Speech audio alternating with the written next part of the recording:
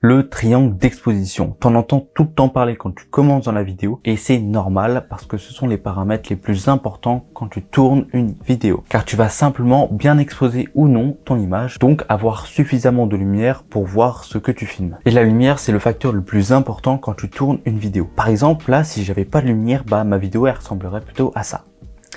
C'est vraiment pas fou quoi. Aujourd'hui, je vais t'expliquer ce qu'est le triangle d'exposition, ces trois paramètres, et je vais aussi te montrer comment bien exposer une image en temps réel. Du coup, le triangle d'exposition, c'est quoi? En fait, c'est le résultat des trois paramètres d'exposition qui sont présents dans ta caméra. On dit triangle parce que un sommet, deux sommets, trois sommets, un paramètre, deux paramètres, trois paramètres. J'ai l'impression que je fais les cours des maternelles. Voilà quoi. Et du coup, ces paramètres-là, ce sont les ISO, le diaphragme et le shutter speed, ou en français, la vitesse d'obturation. C'est peut-être des termes nouveaux pour toi et ils doivent être compliqués au début, mais plus je vais t'en parler et plus tu vas t'exercer de ton côté et plus ces termes seront familiers, voire simples pour toi. Donc un petit conseil, accroche-toi bien. T'es au début, mais après ce sera beaucoup plus simple. En premier, je vais t'expliquer ce qu'est chaque paramètre, comment s'en servir et quel est son impact sur la vidéo, car il y en a un à chaque fois. Et ensuite, je vais te montrer comment bien exposer une vidéo. On va commencer avec le premier paramètre, les ISO. Alors les ISO, du nom ISO, c'est la sensibilité de ton capteur par rapport à la lumière. En gros, c'est si ta caméra va enregistrer plus ou moins de lumière. Pour comprendre les ISO, il faut d'abord savoir que les ISO, ils vont d'environ 50 voire 100 à 50 ou 100 000. Et que plus ton chiffre est petit, genre 50 et 100, moins tu vas capter de lumière. Là, tu vas me dire, ok, je mets tous mes ISO tout le temps à 50 000 et c'est réglé, j'ai un max de lumière et voilà. Non.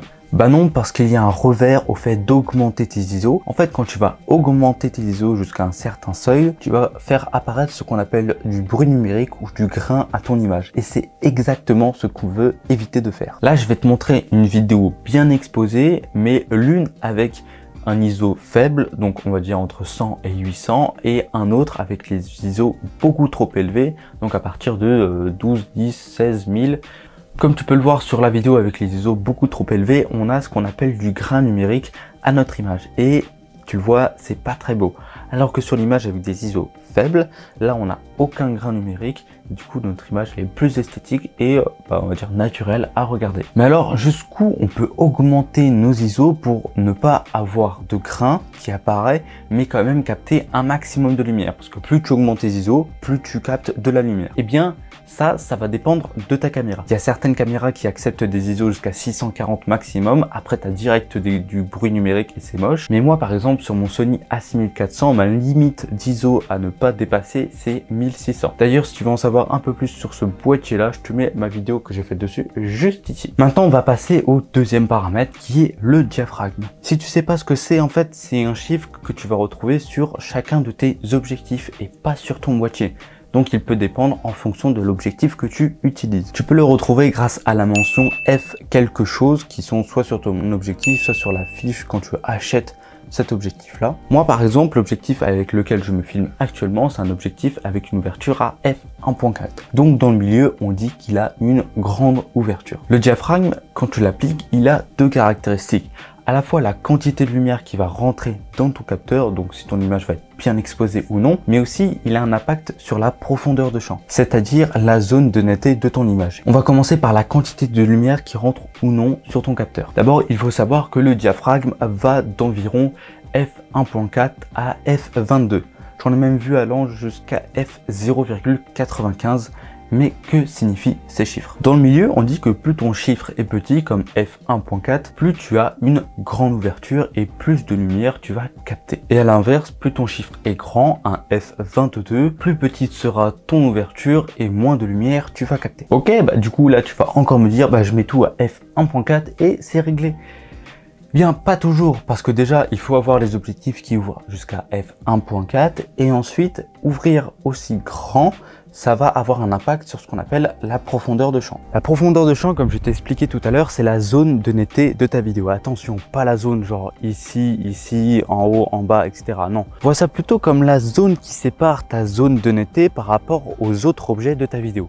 Par exemple, moi ou encore la table de ping-pong qui est là-bas ou les cabanons qui y a derrière. Là, je suis en train de te montrer une grande profondeur de champ, donc f16 ou f22.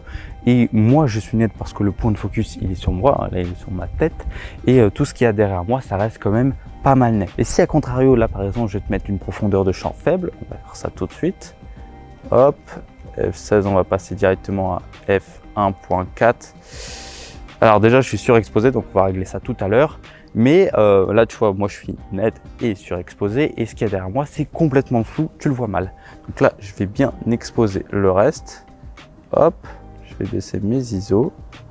Parfait. Là, tu vois, là, je suis beaucoup mieux exposé. Je suis net et tout ce qu'il y a derrière moi, c'est complètement flou. C'est ça, avoir une petite profondeur de champ. Ok, maintenant, on va voir ça avec les chiffres F1.4, F8 et F22. Avec une grande ouverture, c'est-à-dire F1.4, ma profondeur de champ va être très petite. Mais je vais capter beaucoup de lumière. Là, tu vois, moi, je suis net car le point de focus, il est sur moi. Mais comme tout à l'heure, derrière moi, c'est complètement flou. Maintenant, avec un F8, je vais modifier ça. Voilà, F8.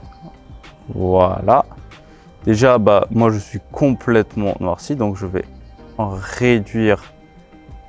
Voilà, j'ajuste mes paramètres en même temps. Donc, avec une profondeur de champ plutôt moyenne, je capte beaucoup moins de lumière par rapport à tout à l'heure, mais ma profondeur de champ elle est un peu plus grande. Je suis toujours net parce que le point de focus est toujours sur moi, mais derrière moi c'est un peu moins flou. Je vais te mettre une image avant et après, comme ça tu vas bien voir ce que ça donne. Et là maintenant je vais aller à une profondeur de champ de F22, donc je vais devoir jouer sur les autres paramètres d'exposition pour bien exposer ma lumière. Donc d'abord je vais mettre le F22, donc tu vois ça a bien noirci mon image. Donc là je vais encore modifier mon shutter et aussi mes ISO. Voilà, tac, mes ISO, je vais les monter un peu. Comme ça, je suis plutôt bien exposé. Donc là, maintenant, avec une ouverture à F22, ma profondeur de champ est quasi illimitée. Moi, je suis net et derrière moi, c'est aussi net. Le seul problème, c'est comme tu l'as vu tout à l'heure, on capte beaucoup moins de lumière. Donc, on va devoir jouer sur les autres paramètres d'exposition qui sont les ISO et le shutter. Et maintenant, pour finir, on va parler du shutter ou vitesse d'obturation en français. D'abord, le shutter, c'est quoi?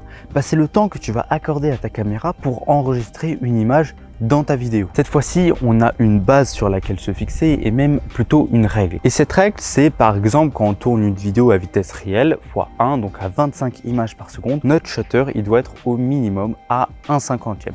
Pas moins. Donc notre shutter doit toujours être au double du nombre d'images avec lequel on filme. Cette règle, elle est là pour nos yeux et c'est elle qui crée ce qu'on appelle du flou de mouvement. C'est quand tu mets ta main devant toi comme ça, et bah il y a des parties qui sont floues et c'est ça qu'on appelle du flou de mouvement. Donc quand on tourne une vidéo à vitesse réelle, 25 images par seconde, notre shutter il est à 1/50e au minimum. Quand on tourne une vidéo à 50 images par seconde, donc à ralenti x2, notre shutter doit être à 1/100e. Et c'est exactement pareil pour le ralenti x4. Quand on tourne une vidéo à 100 images par seconde, notre shutter doit être au minimum à 1/200e si on veut garder ce flou de mouvement. Dans les films d'action, de sport ou de guerre, eh bien généralement on décide de filmer avec un shutter beaucoup plus élevé parce qu'il y a beaucoup de mouvements et on a envie quand même de montrer les détails et d'enlever ce flou de mouvement. C'est un choix que certains réalisateurs font quand ils tournent leurs vidéos. Là je vais te montrer à l'écran 3 vitesses d'obturation différentes avec à peu près le même mouvement de la main. Au début on va commencer sur la gauche avec un shutter à 1/10e et comme tu peux le voir c'est pas du tout naturel, on a beaucoup trop de flou. Ensuite sur celle du milieu on a un shutter à 1/50e et là c'est naturel, on a du flou de mouvement qu'on retrouve grâce à nos yeux et on le voit notamment quand on met pause sur la vidéo, on a quand même notre main qui est floue. Et à droite pour finir on a un shutter qui est à 1/4 c'est déjà moins naturel si on met pause, il y a zéro flou de mouvement. Et ça peut être intéressant quand tu as envie d'extraire une photo d'une vidéo parce que toute ton image est nette. Voilà ce que c'est la vitesse d'obturation. Mais du coup, elle sert à quoi dans l'exposition de notre image? Eh bien, vu que la vitesse d'obturation, c'est le temps que tu laisses à ta caméra pour enregistrer ton image, donc la lumière et les objets, eh bien, plus tu laisses du temps à ta caméra, c'est-à-dire 1/50e pour enregistrer ton image, plus elle aura de temps pour enregistrer de la lumière. Donc, elle sera plus exposée. Et à contrario, si tu mets un shutter à 1/1000e, ta caméra aura moins de temps pour enregistrer la lumière et donc ton image sera moins exposée. Oui, mais tu viens tout juste de me dire de laisser mon shutter au double de ma fréquence d'image. Donc si je tourne à 25 images par seconde, bah, je peux pas aller au-delà de 1/50e, non? Eh bien, même si c'est moins naturel, tu peux aller au-dessus. Tu peux jamais aller en dessous, genre 1/40e, 1/30e, jamais. mais tu peux aller au-dessus, 1/60e, 80e ou encore 1/100e. C'est toi qui vois. Mais du coup, ça sert à quoi d'aller au-delà, à 1/100e, 1/200e, etc. Ça sert à diminuer la lumière qui rentre dans ton image. Si tu as déjà, par exemple, tes ISO au minimum à 100 et que tu n'as pas envie de toucher à ton diaphragme parce que tu veux conserver ce beau flou d'arrière-plan que tu as derrière toi, eh bien, tu modifies ton shutter. Mais ça, je vais te montrer en détail dans la prochaine partie. Maintenant, je vais te montrer en détail comment bien exposer ta vidéo avec les 3 paramètres différents. Parce que quand tu vas toucher un paramètre, tu vas devoir toucher un autre paramètre jusqu'à avoir une image bien exposée en fonction de ce que tu as envie. Donc là, tu vois, je me suis mis en mode manuel, je suis complètement surexposé. Donc en premier, on va jouer avec les ISO. Donc je vais les modifier. Là, mes ISO, ils étaient en automatique. Donc là, je vais les mettre à 100. Donc je suis au minimum de mes ISO. Je suis quand même surexposé. Et là, si je vais mettre mes ISO en beaucoup trop, voilà, tu vois, je suis à 800, je suis complètement surexposé et ça sert à rien d'aller au-delà. Tu vois, là je suis à 20 000, je suis complètement surexposé, donc je vais modifier mon diaphragme. Je vais essayer de le baisser un peu, tu vois, on me voit quand même apparaître. Pareil pour mon shutter, voilà, tu vois, là j'ai mon shutter, il a 1/4 millième et mon diaphragme il est au maximum, il est à f16. Donc j'ai pas de flou d'arrière-plan et mon shutter, j'ai pas de beau flou de mouvement. Donc c'est un peu compliqué. Donc je vais baisser mes ISO, je vais les remettre. Voilà, tu vois, quand je les remets vers 800, 100, je suis complètement dans le noir. Donc je vais remodifier mon shutter. Voilà, là on me revoit, parfait. Et mon diaphragme il est toujours à f16, donc derrière c'est complètement net. Ensuite là du coup vu que c'est net et moi j'ai pas envie que ce soit net, j'ai envie quand même d'avoir un beau flou d'arrière-plan, je vais modifier mon diaphragme, je vais le baisser, on va dire, allez, on est chiant, on va le mettre à f2, tu vois.